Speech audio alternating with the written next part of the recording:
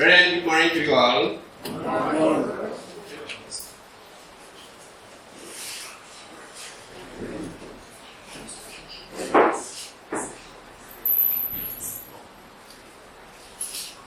We thank God for bringing us here that we may learn of Him, as it is a good thing to sit at the feet of Jesus, where we learn every day.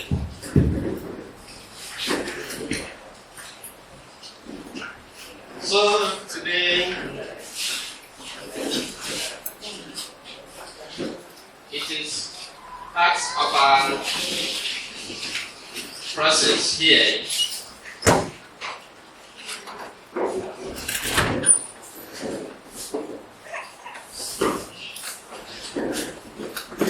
that we have been learning or studying about leadership in this congregation, and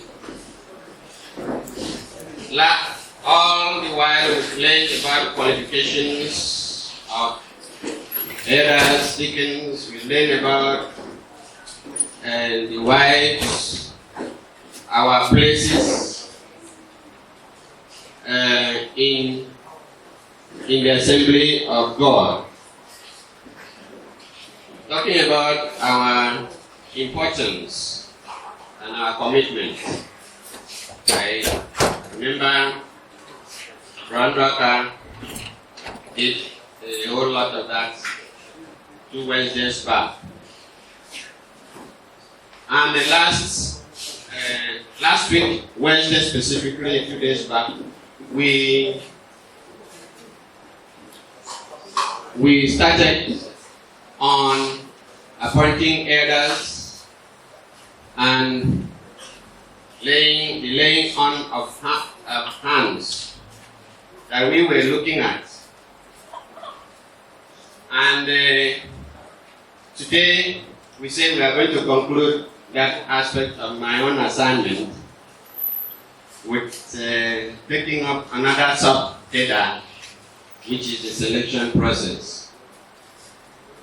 And so we could recall, today we are, our outline is to see selection of deacons, the elders. When I say deacons, church deacons. The same are qualified in the next one, selection of church elders. You know there are elders in the society, elders everywhere, sometimes in associations, veterans. So our reference has always been church elders in the church. And then we'll talk about looking at fasting as part of that process. And then we have some time to look at what we did before and align with the material that we have for our studies, and then have our conclusion. I've already mentioned that last Wednesday we took the first, should I call it the first two subtopics. One on appointing elders, and the second one on the laying on of hands. We had the keyword appoint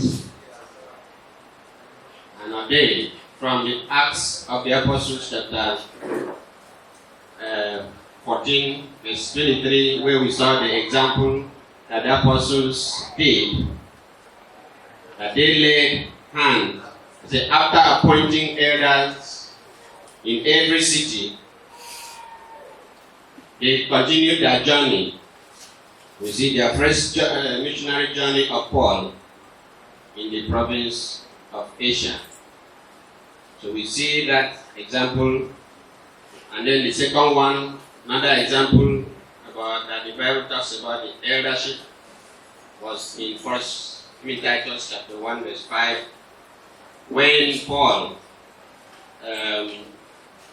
Paul instructed Titus to appoint elders as part of the things he has to set in place in continuation of his work that he did not complete. Okay, and the laying on of hands, we saw that we actually step back and look at what were the significance of the use of hands in the Old and New Testament, human hand as a whole. And we saw that the Bible even refers to our hand as the hand of God.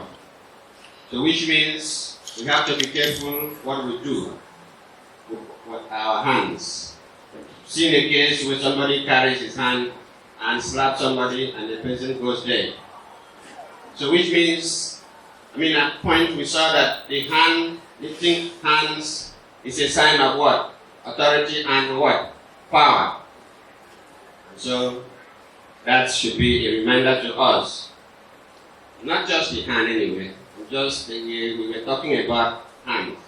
Every part of the body is as important as it is.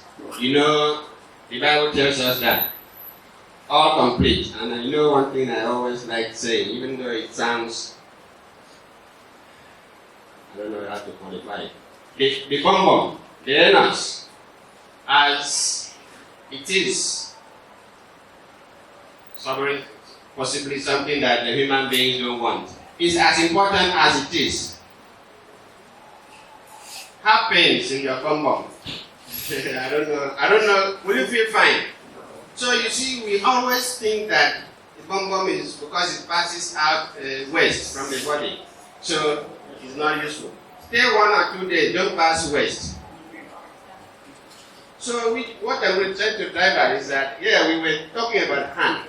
Every part of the body is as important as the function God made it for. You understand that? Anyway, I don't want to, but see that as in the church.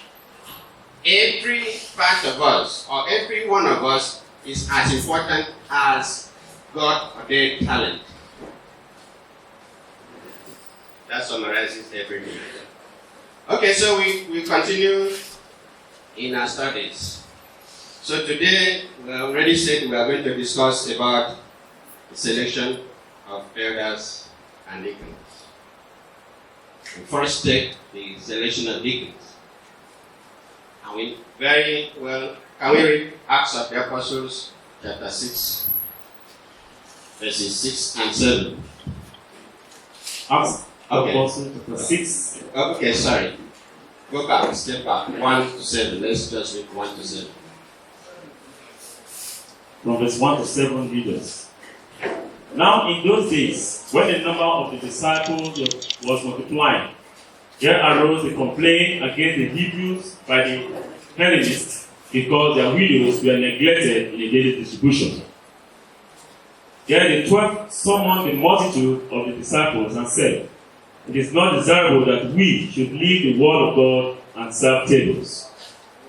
Therefore, brethren, seek out from among you 7 men of good reputation, full of the Holy Spirit and wisdom, whom we may appoint over this business. But we will give ourselves continually to prayer and to the ministry of the word." And the same pleased the whole multitude, and they chose Stephen, a man full of faith and the Holy Spirit, and Philip, Prochorus, Nicanor, Timon, Parmenas, and Nicholas, a proselyte from Antioch, whom they set before the apostles, and when they had prayed, they laid hands on them. Then the word of God spread, and the number of the disciples multiplied greatly in Jerusalem, and a great many of the priests were obedient to the faith. You can see there, I was trying not to go back to what we have learned before, but where necessary, I think I still want to go back to, touch on one of them, one or two places. So we possibly do less of the reading so that we can move forward. Here arose a situation where there was need in the church. And every now and then, this person needs this, and then the elders or the apostles were overwhelmed with the process of feeding the people on the spiritual parts of the food, the word of God, and then the other parts, taking care of the complaints, the needs, the physical needs of the people. And then they came, come, ye brethren, look amongst us and select people. They qualified it. Can you see that tree again? Point that tree for me. They qualified the people that are sick among you, 7 men of good what? Full of what? And what? And then we may appoint. So you see that 3 things then that should be looked at. We talked about good reputation, talked about the Holy Spirit, talked about wisdom. So it was a clear instruction. And then they went ahead and did what? Selected. They gave them 7 names. That was the need in that forum, in that group. So they needed 7 people were enough to cater for so many. So they must have access and said, okay, we need up to 7. Otherwise, they wouldn't have done what? Said, give us how many? 7. The number was important. So there must have been some assessment on their own part and said, okay, this area, this area, this area. Randoka, when he was talking about this aspect, he brought out about 14 different areas that the church here have as what? Ministries. You remember the day, how many of us were there when he was talking about ministries, which he was addressing to every one of us. We all have our duty and responsibilities. God says we've been given endowed with our talents. 5, 2, 1, remember. It's still part of the process. That every one of us, no matter how you think you are important, unimportant, you are important. There must be something that God wants you to do amongst the brethren. And then the church here finds about 14 different sections. I mean, 13 actually, because one was made. And you see, that means that we will have up to what? 14 deacons, possibly, each one to a specific area. But you see, we have the ones we have here, they split them like 3 areas, 2 areas, and so on and so forth. That's part of anyway, so we see here the process made that the congregation look among themselves for people who were what? Qualified.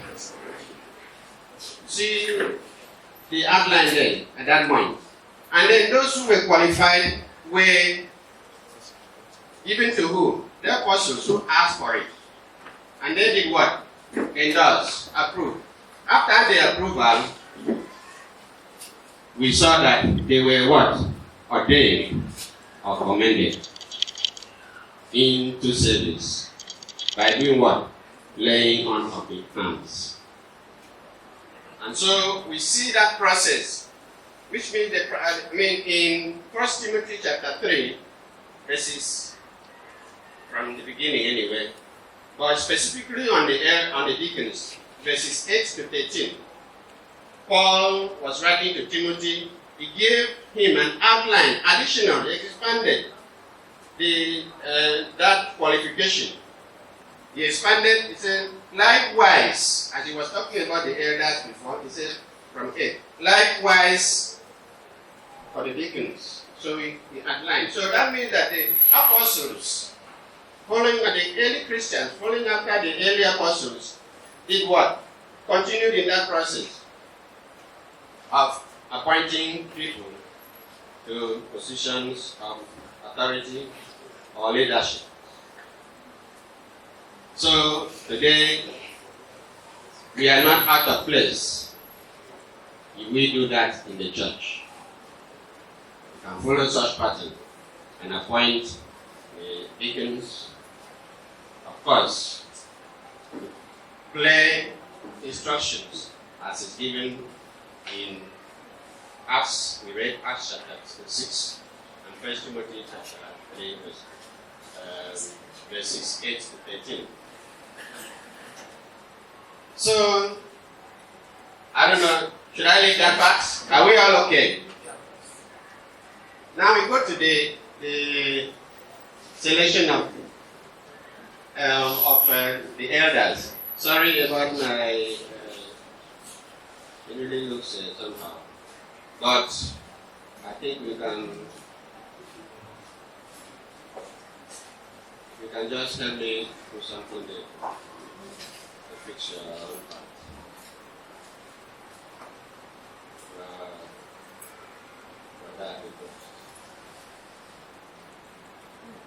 Okay, so we see there that the selection of the elders.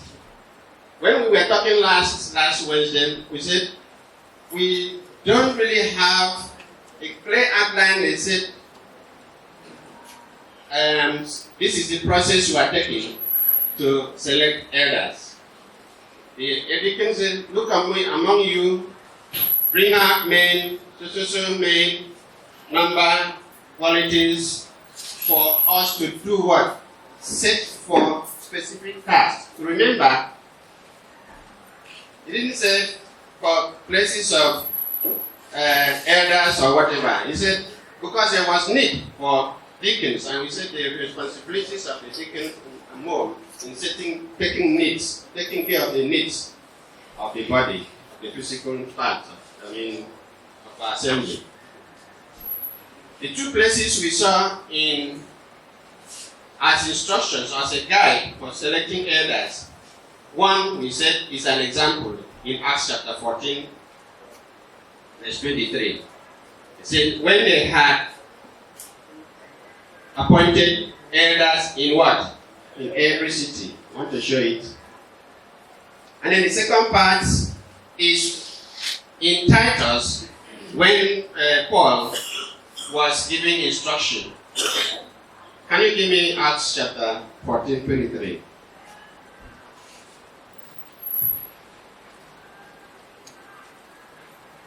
Acts 14:23. So when they had appointed elders in every church and prayed with fasting, they commended them to the Lord in whom they had believed. Okay, so you see that's a clear example. Elders are mentioned what they did, and it would also show that it wasn't just one place that they did that. Correct. Every city they had appointed elders, episodes, this, that, and so on, as long as they journeyed. And so this selection process for the elders today, people have different postulations. There are quite a lot. Each congregation have different ways they want to. Some want to align with the process. Look at ye, and we look. Oh, you get up. You are qualified. They train and then commit. Some follow different processes. As part of this, we want to step back and review what we did in the past. And so, people have, different congregations or the churches have along the way developed certain process that they adopt. And looking at the materials we are using, and possibly across, I tried to interview some congregations that have elders in place. Unfortunately, I had only one that I was able to get their process. But I know that I've witnessed about 3 congregations that have done this process. The first one was back when I was still a teenager at home, in my home congregation. And then the second one was when I was actually involved initially. So the third one is here. So thankfully, thank God for that. So in each, possibly somebody can say, okay, this is that, this is how that process went. Maybe stepping back to how many years back when I was a teenager, I might not, I still remember how it went and through and all the way. But once I got involved, I can talk about it, how it went. So you see that in some cases, only the preacher or the evangelist is involved in selecting the elders. And of course, here we had that instance when there were no elders at all. We had the preacher then selecting men, and then the process went through. And then the other part is the church selecting men, the elders approving, like in the case of the deacons. Select people among the elders, look at the list, and endorse and appoint. Then the other part is a combination of the elders and the evangelists, is selecting men who are desirous of taking that appointment. And then the congregation confirms or affirms. And then the final thing is the ordination. And of course, that third one sounds like the one maybe the first and the last, that sounds like the one we've done here. The one key thing that we have to look at in each of these is that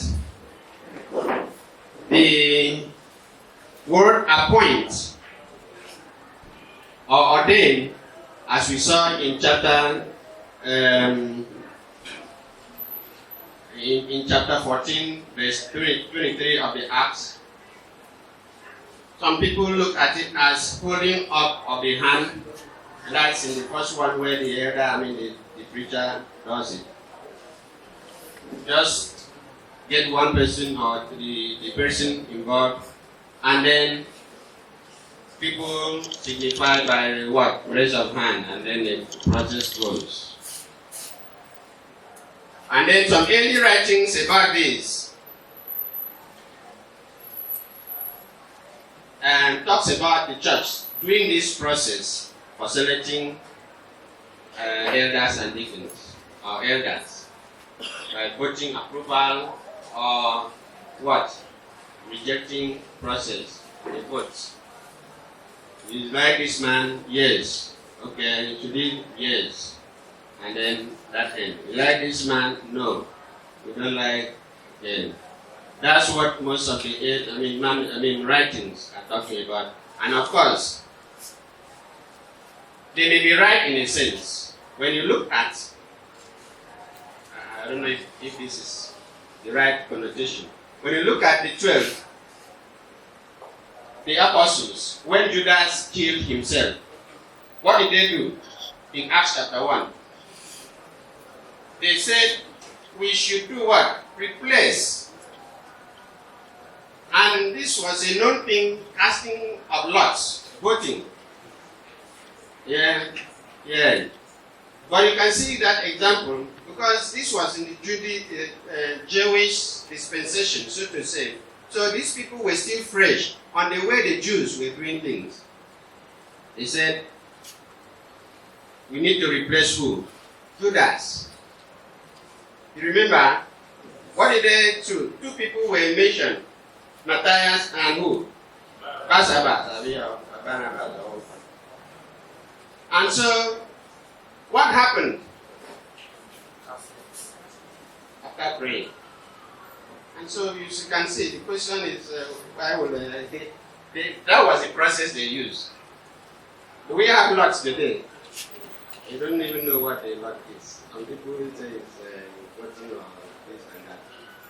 Whatever it is. But the fact, that's a great example of how the early apostles, coming from the Jewish background into the Christianity, they were doing it. So these people may have a reason for saying that's we do by votes.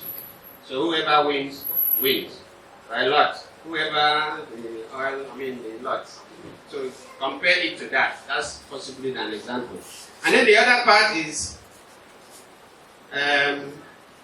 the last part is where the elders, the deacons, the preachers and the elders select a man that desires, and then, of course, the congregation endorses or approves or frames with their qualifications. And then, at the end of the day, these people are elected to office. So, here, one thing I brought in one. I mentioned last Wednesday, many people school of thought said the election of elders is not by what? Democracy. And I was trying to differentiate the process, because you cannot just get somebody and impose on the people.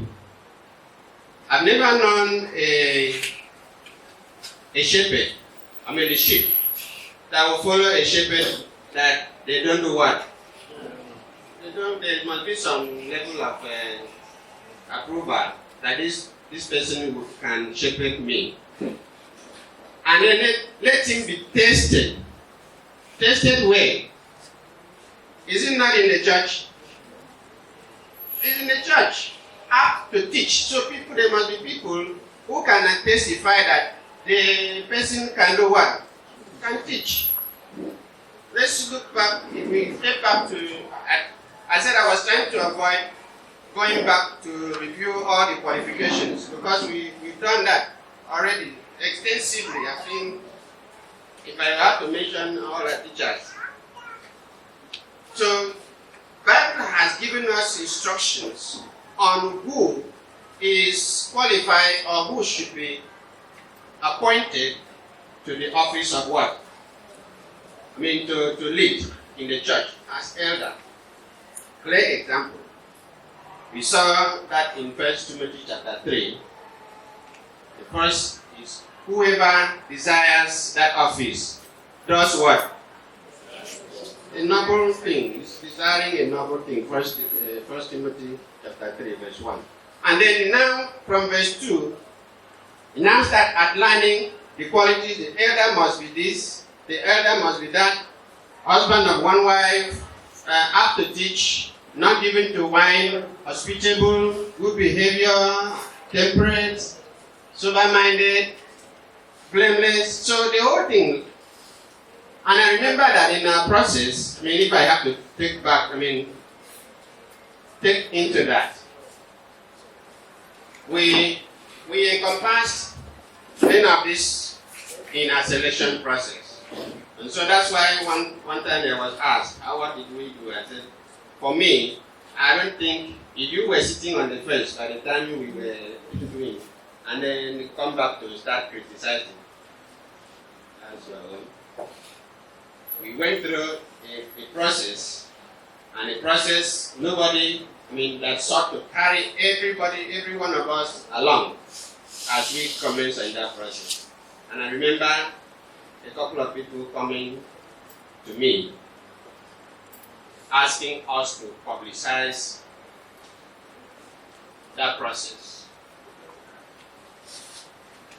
And I'm sure maybe one or two of them are here. But asking how this was very thorough, very systematic, strategic, or so on.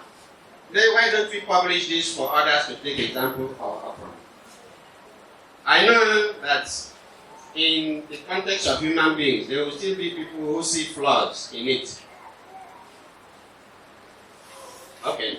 But the important thing is that men who are selected are also people that the congregation should have a say on. Because these are the people that are going to lead. If they are not people that the congregation endorses or affirms as having those qualities, then you start seeing problems coming on along the line. I will bring an example as we go into the next one.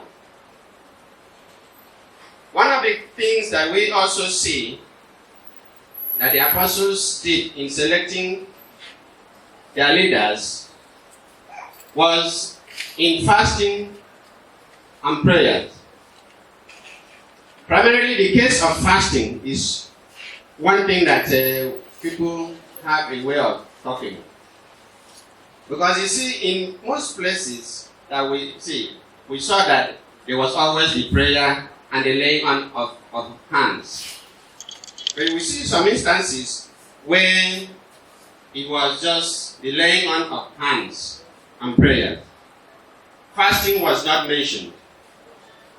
And so it's possible that we can say this is an option in the selection process, or optional when it comes to selecting leaders or elders in the New Testament church.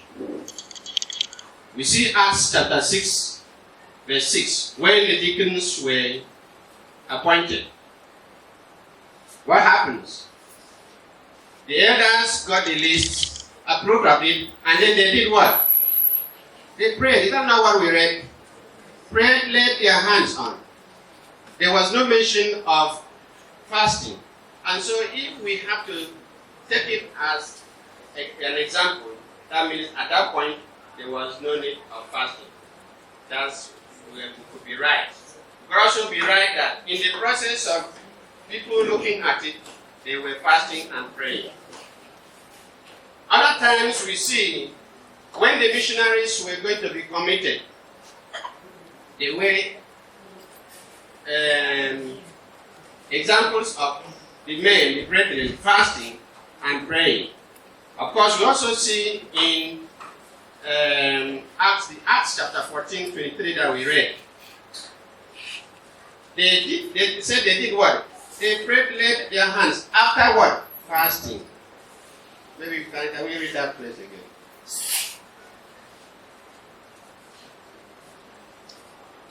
Okay. Acts 14:23. So when they had appointed elders in every church, they prayed with fasting. They commended them to the Lord in whom they had believed. So that's one clear example of that the apostles incorporated fasting as part of the process, whether before or after. But the bottom line is what? There was fasting mentioned there. When Paul gave the instructions to Titus to appoint elders, he did not say fast. He only told him, for this wise I let you in what? Crete, to put in place all the things that are wanting. Appoint elders. So we didn't have the complete list, but the important thing, if you remember, Joe talked about that. The important thing was that there was appointment of what? The leaders in that circumstance. And so, and quite a lot of things were needed. So it wasn't just appointing elders too. And so we see there that there was the praying, the laying on of hands that was part of it. Fasting, mentioned in some areas and not in mentioned. But if you ask me, I will recommend it as part of the process. Why? I said I was asking questions, and I got some. And then it's important. Somebody emphasized there that something happened. They were almost at the point of expanding, just like our own, expanding the crop of their leadership. And while they were praying, they had committed some time to fasting and praying. And do you know what? Along the line, they narrowed down to 2 people. Almost a date was fixed, so to say. And then something drastic happened. And they believed that it was because they committed their time, their energy to talking to God, just like the apostles, remember when they wanted to replace Judas? The apostles asked God to do what? Give us the one that you have chosen. Choose for us. And so when they, before they cast the lots, they were praying, asking God to make a choice for them. And this is possibly what they did. The Christian era today, fasting and praying is key to building our base and our spiritual understanding. I guess many of us possibly might be aware if I spill out what I had about one place. That the first one that happened was that they were almost there, and then suddenly one of them, and it's possibly I learned that, I think we read that through this fellowship later here, as in this fellowship now, one of the people that were going to be selected as an elder, was eventually known to be a pedophile. I don't know, it's a bit English. Somebody posted something yesterday. So did you all look at the video? Okay. Many people look at least they know what I'm talking about. Pedophile is somebody. How do I explain it to people that okay, that takes advantage of sexual advantage of children. Thank you. You know, sometimes I said I'm not a grammarian, I'm not English, so I'm not a graphic teacher here. You know, when I say take advantage, I know we are all adults here when we talk about sexual activities. So that's what we understood, that, and the person was a teacher. Unfortunately, he was busy gallivanting with the young children in the school. And here, he presented himself to be appointed as what? So because they were praying and fasting, God now had to tell him, and it happened that the mother of one of the children got a post and got him arrested, and I learned that he's still in prison today. Got a national attention. And the second one that remained, he said, okay. And then suddenly, just like a discussion among, and then somebody called from his hometown. He said, like somebody will, hi, Scotland, go to your congregation. Oh, we are in the process of expanding. Then who are the people they mentioned? You mean that person? You're on your own. No? Meanwhile, the same person did what? Also presented himself as what? To be appointed as elder. Because the Bible says the person must do what? Desire. They didn't just speak. And then when they desired, the church now went through the process of selecting and eventually narrowed down to the two. These are the same two that had problems. How did they identify God? Because they brought God in front of it through prayers and fasting. So the process of, why am I really saying? I'm not against if the church wants to, you, and then the congregation did plan. I'm stepping back and looking at this. If I didn't possibly start asking, I wouldn't have known. But I knew the congregation was in the process, so I was busy listening to when they are going to expand their own. I said, maybe their own will come before us, or maybe our own will come before, only to now hear that was truncated because of the individuals involved. And sadly, it was actually the one of the children back in home had fun, with the impregnated and this. And the daddy and the parents, let's call it the parents, knew about it and they were hiding it and coming forward to do what? Become elder in the church. I don't know where I came from or where I'm going from, but I was trying to emphasize the importance of us praying and fasting for every purpose, and particularly in appointing our leaders.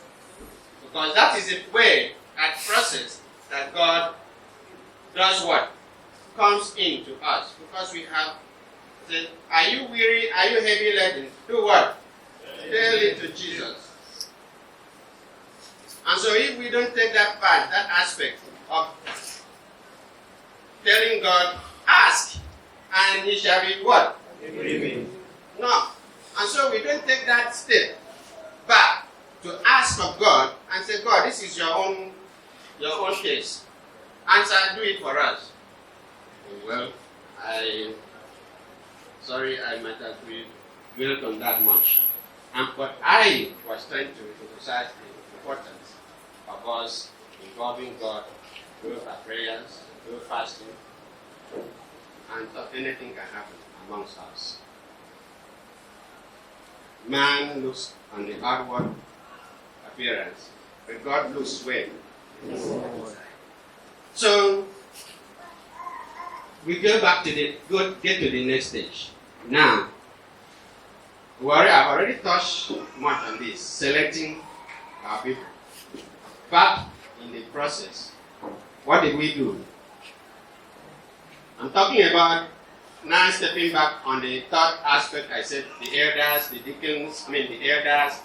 We have elders here. We have the preacher here that select people and then got the members involved in the affirmation process before it finally got to where we do what? We appoint. That's the same process we did. Forms, or what they call worksheets, were distributed. Correct?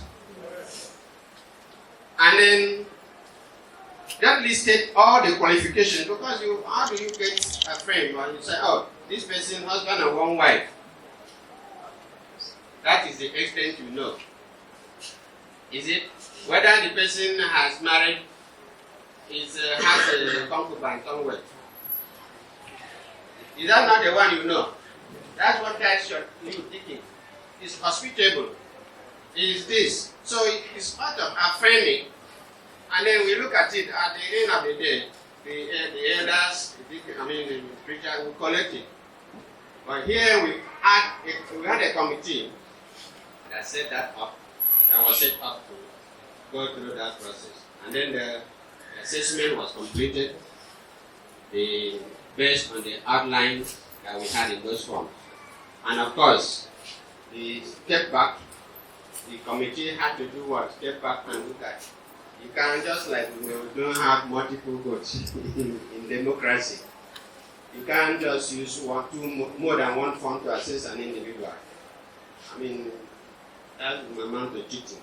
So each person, if you want the person to go on the eldership, you will do what? I know our own case, we just put down the names and said, assess this person as an elder, assess this person as what? Is that not the process we did? And then the next page was more like, how did the modality we did? We set up a timeline. The church had a timeline when we are going to appoint people. And then we engaged in the selection process. The names were publicized. And then the assessment through the form we talked about. And then the people were presented. And then the final day of ordination. Now, I think that's not a process that could be overlooked. And then, of course, this is how the assessment looked like. The worksheet. I see in the material we are using, I think along the line I did something there. The opening area is almost the same thing. So this form that we used was created by a member. And when I looked at the material we are using, almost like word for word. The only difference there is that at some point, the qualification is a reference to that scripture in the Bible. And then here we said, just grade the individual. Give me the next page. At the end of the day, we pick all the qualifications were listed in the form or what they call the worksheet. You tick what you know. It's very strongly, I agree that the person is desirous. How do you know? How did you know? Is it by the work he's doing? Or did you physically ask, do you want? So which could have been good? You are very sure that this person desires. That's exactly. If you pick a 5, maybe you hardly talked about it before, or you have approached him and said, I want you to take up this leadership position. Are you willing? The person says yes. You are very sure that person is desirous. Is it not? And then the other one, blameless, above reproach. And then you say them is morally right, shows definite commitment to God. As much as we know. Take back to the example like I cited. You were looking at the face. So if this person is not what it is, God cannot blame you because you have known if there's extent you know the person. And then the whole thing goes all the way down. On the last page, we also talk, because the Bible talks about the wife too. How do you know about the wife? Is she ready to support? And so on and so forth. At the end of the day, you put down your name. And considering all the blah blah blah, I, brother or sister, name the that like the example form. And the one, so you mean, wants to appoint brother Fonma, Chineke, Oluwa, to serve in the Church of Christ, blah blah blah. And then you sign, and then what? Yes. So that is your kind of affirmation that the individual, you are ready to do what? Support, be under the leadership or the rulership or the leadership of that individual as a deacon and elder in the church. Is that the process that we did here? Yes. So I don't want to hear anybody say we were not doing it, we were doing that. And then I look at give me the next page. I picked this from a material, and it give me. Look at. Please study 1 Timothy this and this carefully and prayerfully. I don't know whether this person dropped from saw the form or I don't know, but look at it. Go back 2 steps. Is that the one? Go back. Carefully and prayerfully study what? So there must be some guidance of the Spirit, some way, if none of them saw each other's material. Then that means that there must be some guidance. I'm just taking, when I saw this one, I saw that from myself, wow, interesting. Say, please study 1 Timothy this and Titus carefully and prayerfully. So it's just a placement of the English language. Carefully study 1 Timothy and this, prayerfully. And if they fall into check, this confirm, blah, blah, blah. The only difference in this one is that they didn't graduate. There was no graduation of how you know the person. That in the form we used, we said blameless or without reproach. John Doe, example, is correct. It's qualified. And then where is not, you don't know, you put a question mark, I don't know. Where is not, he's not a gentleman or he did what? It's all the same thing. Here, but the other form gave you an example to say, well, do I, honestly, know him in totality? I know him to some extent, and he gave 4 or 3, depending. If it is not, if you don't know, he said not available. I mean, not applicable. I don't not know. I think what did we use there? No idea. So it's the same way you see no idea, and so on. So I see these 2 things, that process, looking very much the same. So we were not out of place in the process that we did. And then, for our own here,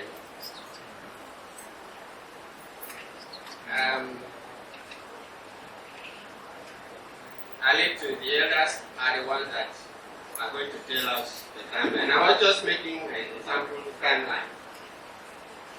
We have a list, engage them, present them, conduct assessment, present, and so on and so forth.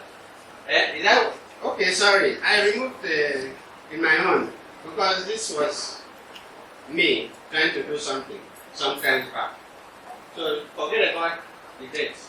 In my own, I zeroed that one. So zero it for me so that people don't look at anything there. Just put from to length, zero it. So this is possibly a sample timeline that we can use. Like nobody is even showing me. I should continue like that. Okay. Then I'm hoping that we have gone through the appointing areas, laying on of hands, and how do we select. That it's important for us to make sure that we are selecting people into the leadership position. The full alignment, the instructions of the scriptures. So we know that when a congregation starts and is growing, there must be certain things in place as Paul instructed Titus. Just don't be afraid. Set up the things. There are so many things that I'm sure there might have been other areas that he told him what and what are missing. Because they were together before he left. He said, remember the purpose I left you in Crete. I'm sure he didn't leave him just unawares. And so that's why he's reminding that for this cause I left you, that you may set what? Things that are wanting. And so a growing congregation will need leadership. And of course, how do we select people to take up those responsibilities? I'm hoping that the outline here, we have something that we can hold on to as our own way of selecting people who are qualified. And then the other parts is that those who are willing to sacrifice to God themselves on the altar of service are enjoined to take up this responsibility.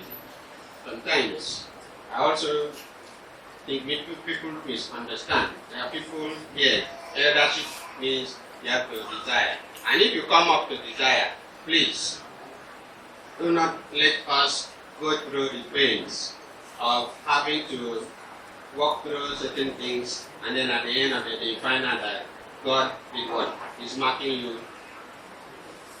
0. It will make no sense.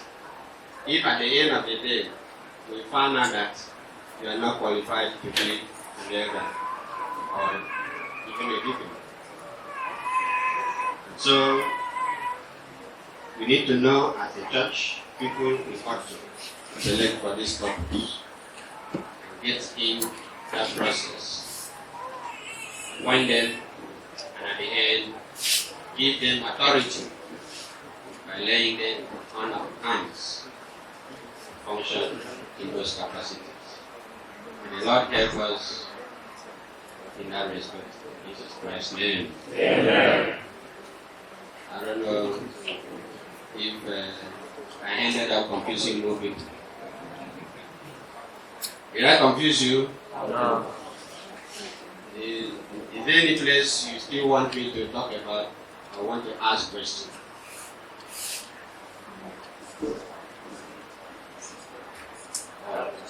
Okay, you want to ask? I thought you will be supporting what I'm saying.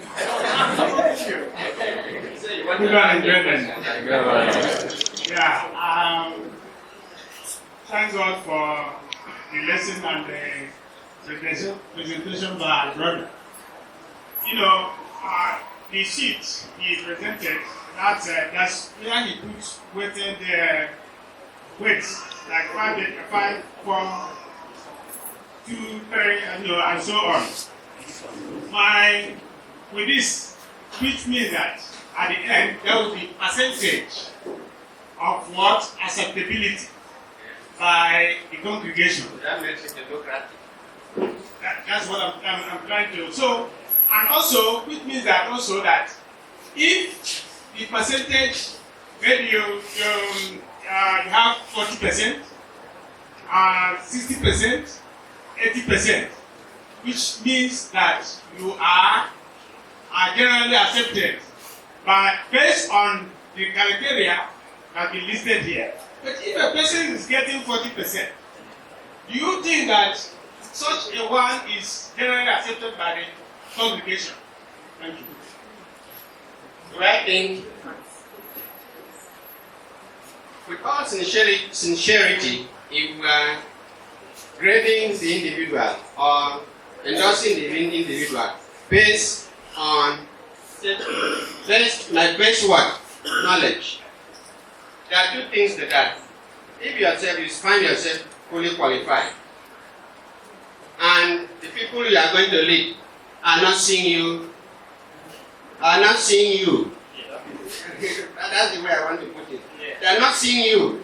That's why they are putting. The real process, talking about this process, meant about calling the individual.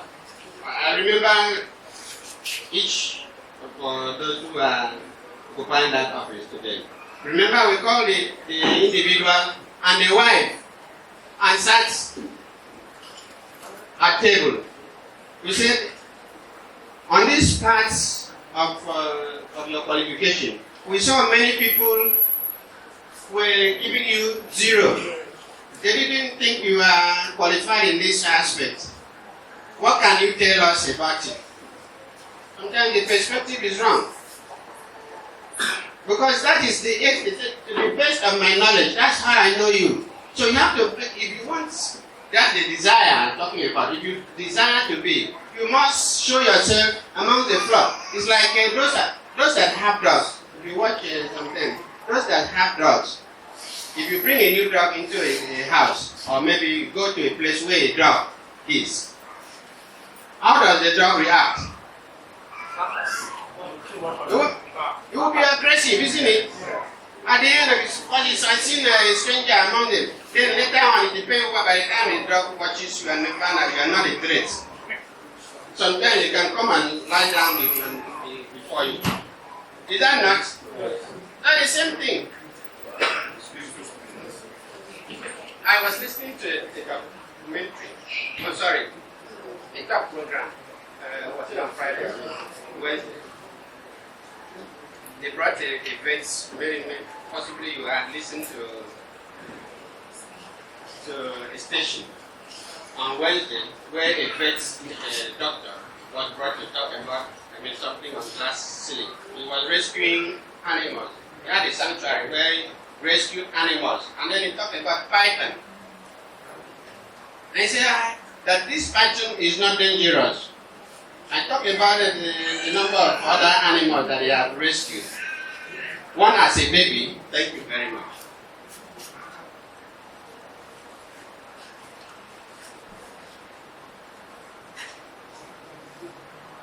They talked about one animal. I've forgotten the name of that animal. It was taken as a baby, and so this animal, they said the hunters set a trap and caught the mama.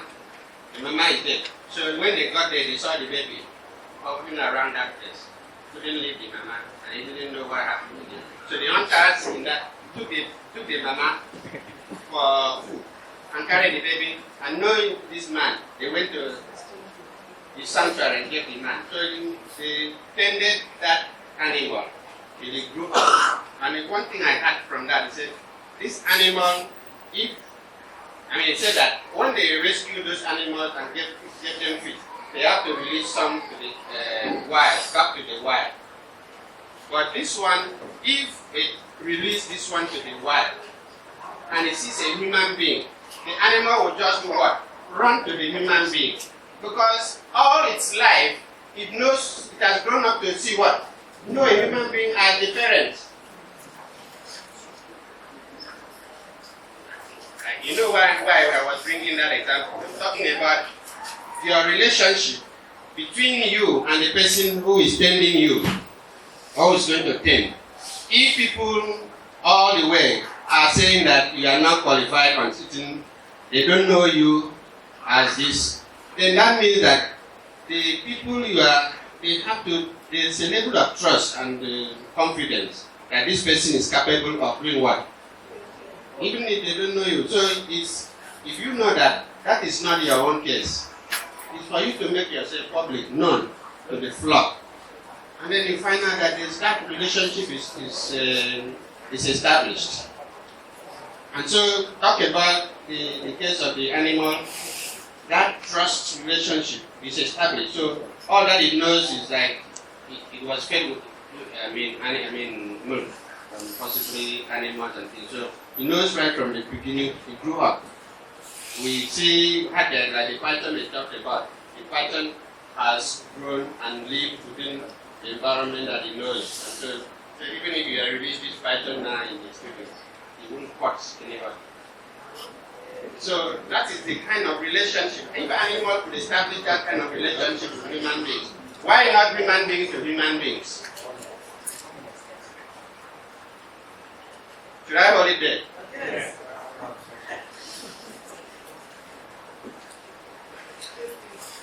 Good morning, brethren. I would like to thank Brother Umoh for this discussion on this. Brother Umoh is a kind of veteran now, and haven't been doing this over and over again. I just want to, you hope so. Hope that the sin is no more hope. That's what the Bible says. What you have already seen, you don't hope for. All right, thank you, because I'm just following from Brother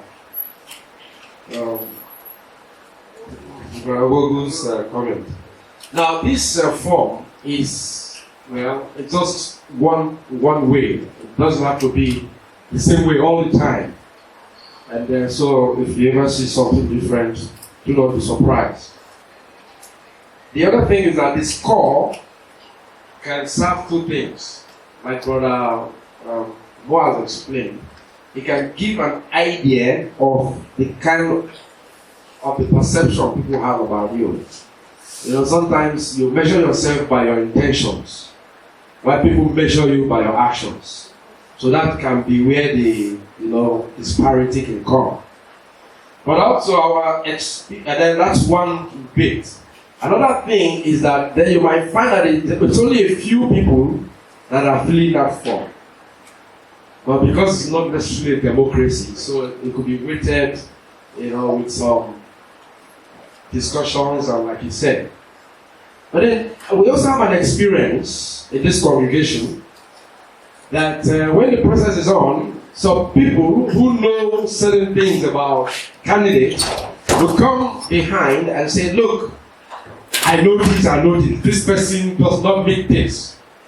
But they're not bold, let me use the word bold, to stand up to then defend it.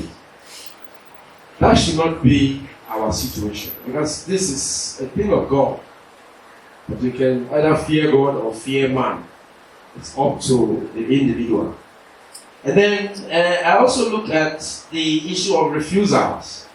It's like I think he mentioned it. Somebody is identified, he looks to every intent and purpose up to the task. And when he doesn't come forth, because of my situation or my standing, I can go to that person and say, hey, you kind of fit the bill. Why are you not showing up? Why are you not opting for this? I'm talking about elders in the case now. I keep getting a lot of answers. Because one of the processes that we identify and so we have identified you and they'll come to you and say, hey, why? And I say, no, not now, And I wonder why. One is either from the experience you've seen people who hold those positions, you don't want to stand up to face the flag that comes with it, maybe, or you don't have time. Some of them, many of people will talk about time. And I said, okay, what? So I have a lot of issues stacked up. And I ask, physical or material issues or spiritual issues? Let's try to understand. So, but usually you see it's about material and worldliness. And that's a big problem we have. Worldliness is a big thing we all need to worry about as people who profess Christianity.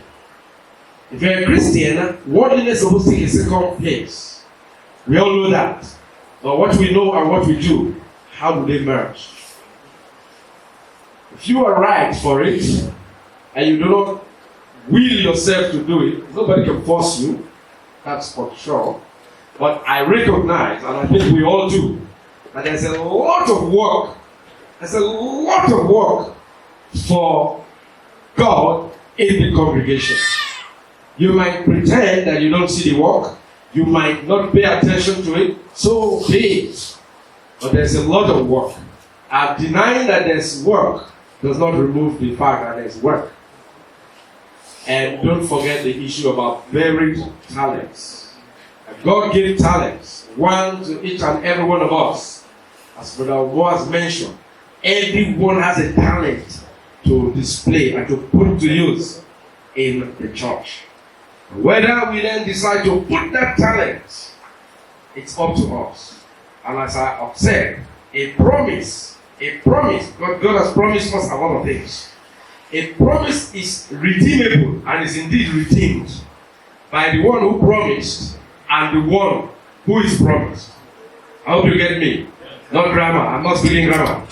A promise, if God promises me something, that promise can only be redeemed by God and by me.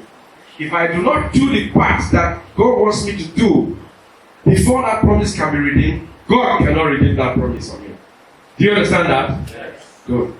Thank you very much. I hope it is useful. So when I approach you, you better have a good reason to tell me that you are not, because I won't let you go by just saying no next time. I'll probe. And unless you're very confident that you don't want to do this, or unless you have some things that you are disturbing you that you are not able to talk about, I expect that we all put our hands on the plow and not look back. May God help us in Jesus Christ's name. Amen.